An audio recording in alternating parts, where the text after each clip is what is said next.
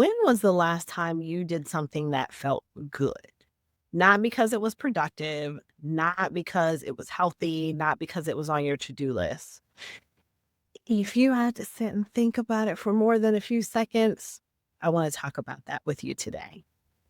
Hi, my name's Natasha. I'm a licensed therapist and the founder of Javery Integrative Wellness Services. I work with high achieving Black women who are incredible at discipline, structure, follow through, pushing through even when it's hard. They have absolutely mastered that part.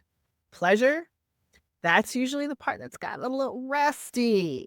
Not because you don't want it, because somewhere along the way, it got filed under extra or luxury instead of necessary.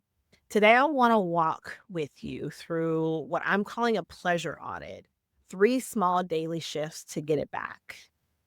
Quick note before we get started. This is not about the commercialized self-care. This is not about commercialized pleasure. This isn't about a spa day or a vacation. It's not about anything that needs a calendar block or a budget. This is about small, repeatable things because small and repeatable is what actually moves you from surviving to thriving. Big, occasional treats don't change a pattern. Daily proof does. Number 1, we're going to audit where pleasure already got cut. Before we add anything new, I want you to notice what's already quietly disappeared. There are some things that you enjoyed that you stopped, some shows you stopped watching because it wasn't productive, you had work to do. There's music you stopped playing in the car because you were on a call or because you were listening to another podcast about business or something that leaned more towards productive. There's probably also a meal you stopped actually tasting because you were eating standing over the kitchen sink or because you were scarfing your food down while you were in a meeting. I want you to name 3 things that used to bring you joy, that used to bring you so much satisfaction, but has quietly dropped out of your day-to-day or out of your week. Don't judge while they left. Don't sit and put yourself down a story hole. I just want you to notice what they are. That's the audit part. You're not adding anything yet. You're just taking some inventory. Shift number 2, we're going to separate pleasure from reward. Now, here's a pattern I see constantly with my clients. Pleasure only gets allowed after everything else is done. And if you know, like I know, nothing is ever done. There's always something to do. After the inbox is 0, come on, really? After the to-do list is finished, the to-do list never ends. After you've earned it, what does that even look like? The problem is nothing is ever finished. So pleasure keeps getting pushed back and pushed back to someday that ultimately doesn't arrive.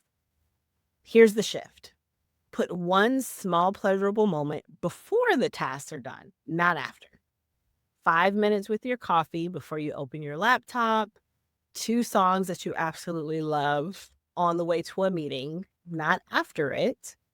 It doesn't need to be a reward. It needs to be scheduled like it matters because it does. You schedule doctor's appointments. You schedule things for your kids. All of these things that you schedule are important. Let's start making pleasure important.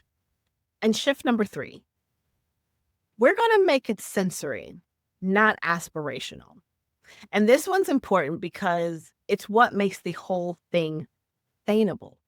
Pleasure doesn't have to be this big aspirational thing that we're saving months and years for. The smaller and more sensory it is, the easier it is to do every day.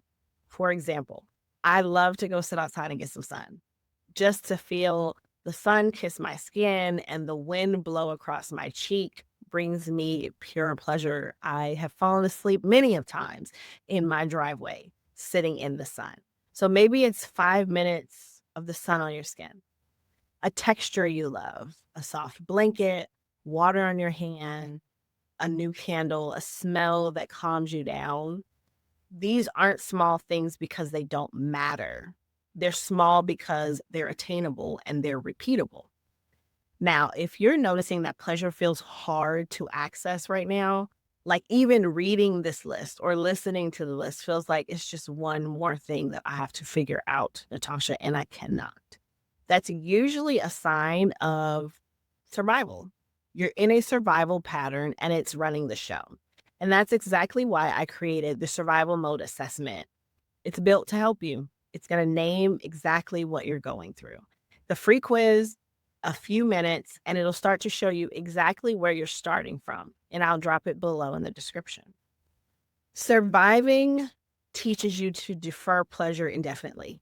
It just does. Being in survival mode just automatically puts you in a place where I can't do that right now. I don't deserve that right now.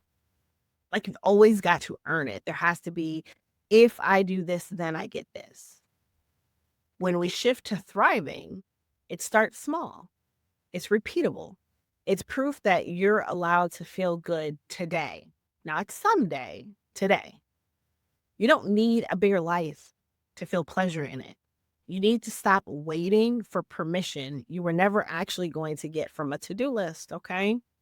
If you want to understand the pattern underneath why pleasure's been hard to access, take the free survival mode assessment. The link is below. It's going to show you exactly where you're starting from and send you a plan that's built around that. If you enjoyed this video, if it resonated with you, drop a comment. Let me know what part of it you enjoyed, what part you're going to work on.